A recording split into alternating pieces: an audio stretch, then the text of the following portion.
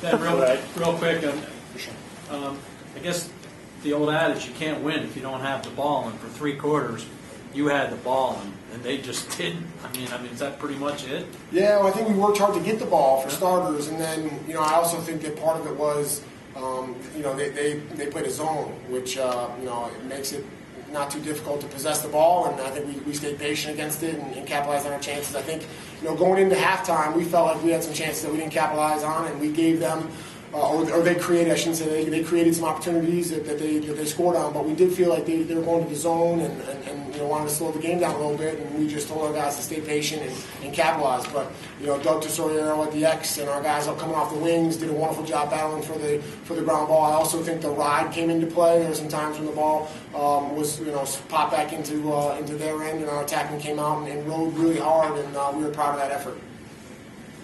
And yet, you were more patient in the second half. I think it's easier to be patient when you have a 3-goal cushion than when it's a tie game and maybe you press a little bit. So, again, those 3 goals all come off the X and unsettled. How big were they at that point? Big momentum builders, and I think, especially Roy, we talked about it after the game, Roy Lang, early in the game and then coming out of halftime, making big plays for us, putting the ball in the back of the net. And we want to play that fast pace. We want to capitalize on those scramble and transition opportunities, and I think our guys did a pretty good job of that today. How about Max's effort? That specifically that goal where he stole it and then scored right away from the goalie and right back into the net. Is that kind of the effort you want to see out of him? And I've got to be pretty proud with what he did for you tonight. Absolutely. I mean, he's been steady for us all year long. He's done a wonderful job. I've said it all the time. He worked as hard as anybody this summer to come back, change his body, committed to the weight room, worked on his game. He came back, and we had him slated as an attackman, played in the fall at the attack force and did a great job. And then we felt like you could help us more at the midfield, and we made that move in the spring. And again, he did a great job of capitalizing on that and adjusting there. And he's just so skilled. He does such a wonderful job with both hands. He's able to dodge and create and get past his man. He reads the slides very well. He's a smart player. And it's no surprise to us because we see him practice every day. As a defensive coach, he gives me headaches on a regular basis, but it's nice to see him do it against somebody else. It seems like there's a lot of guys on this team that it seems like every week it's somebody different that's stepping up like that.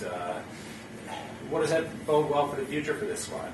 I hope so. I think we talk a lot about, we're going to be successful when nobody cares who gets the credit. And our guys go out, and it could be Max's day or Roy's day or Doug's day or Tom English's day or Stephen Montgomery may be.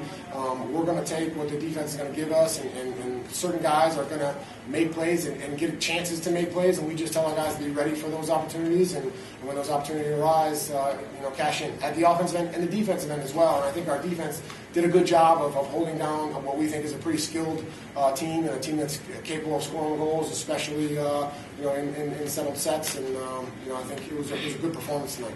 Roy, you've been around for a while, and it seems like a few of the teams, Virginia last year, threw a zone at you, and it sort of worked for a while. So now a lot of teams seem to be approaching you guys with a zone. In the first half, Syracuse's zone worked pretty well. In the second half, it did not. What did you change? I mean, we kind of just stuck to the game plan. We have a set number of plays that we fall back on in the zone, and a lot of it is just like sticking to the game plan that Coach Rikowski gives us. A lot of that is just have the ball. So we've changed, and we've really committed to being patient. And, when we fall back on those plays, like maybe they won't work in the first half, but if we keep doing it, then we'll find, hey, maybe we'll come to the sideline, hey, this look was open, and we say that. So we just stuck to the game plan and trusted our system, and it ended up opening up in the second half. Plus, they had to come out of the zone when we scored in transition. Roy, real quick, how much, you play defense and you play wing on the faceoff. It's hard to pull up a big midfielder when you're going from defense to offense. You face somebody in settled offense, you're facing a pole. You get it in the open field, and you can then run and use your speed and your strength and take advantage. That's got to be a nice reward for playing some defense, isn't it? Oh, man, absolutely. Not that I need it. I've committed to playing defense this year, and it's a lot of fun, but it's certainly nice to have the green light nowadays and to push it, because I think it gives our team a nice spark. Max, have you ever seen Roy get tired?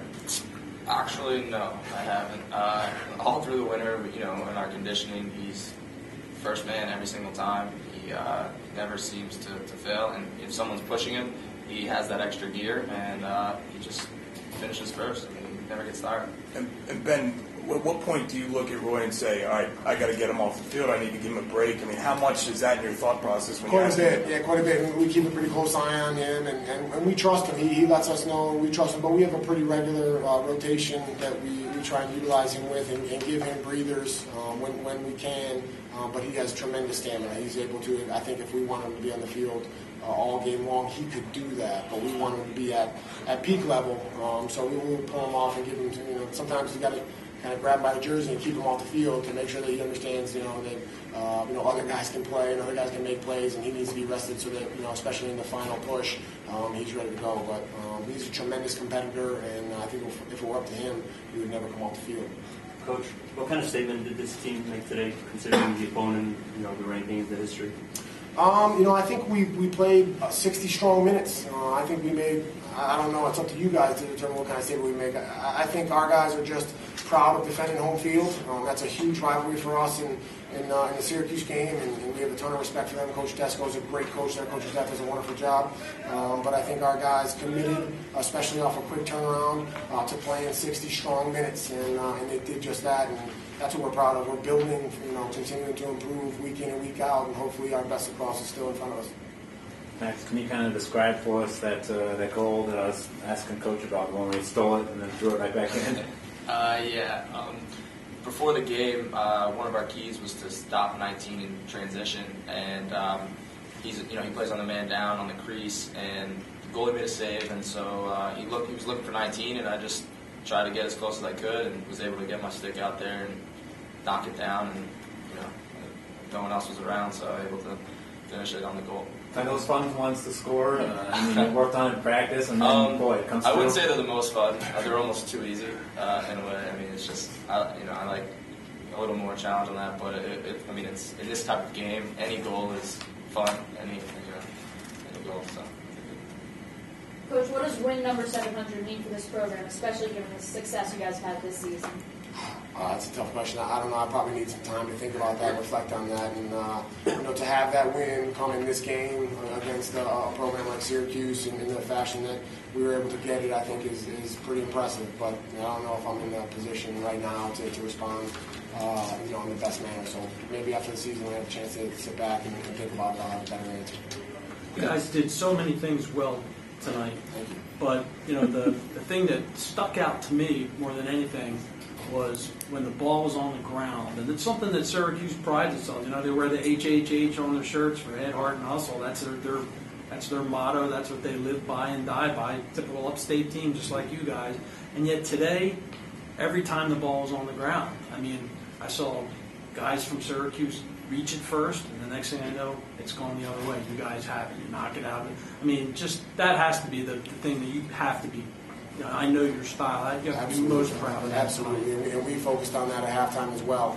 Knowing that effort coming off the ground, we talked quite a bit about what we call Boyardi stats and the hustle stats. Ground balls are part of that, but it comes into play in different areas of the game. But that is a wonderful indicator to the effort that you're going to give on any given day, and I think to come out ahead of Syracuse by that large of a margin is a credit for our guys and the effort they gave tonight.